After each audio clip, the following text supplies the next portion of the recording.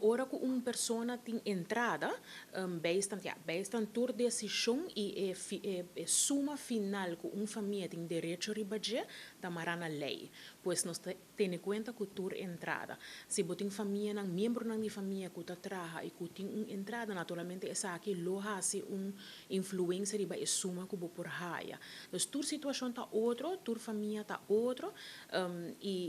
lo que eu tenho que mencionar é importante, porque isso é o que nós estamos confrontando com a hora que não está, família não está ganhando trabalho, pero a entrada está menos, e deve está alto de família, então compabo por chegar na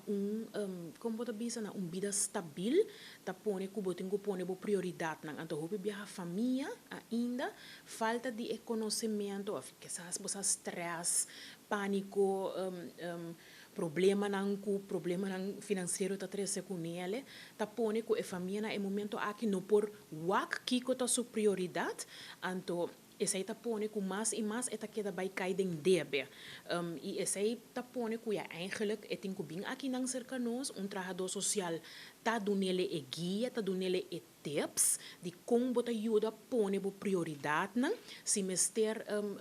intermediar com a companhia de utilidade para bisa hey me não por paga é suma aqui full completo pero sim por pagar ele de parte então é trabalhador social na seu turno tá ajuda guia pero esse tá requerir também que a família tá comprometer su mês de seguir o plano de guia esse também nós temos problema com ele porque o viajar a família também é também assim me ser de ajuda de comida ok nós está intermediar pele com a fundação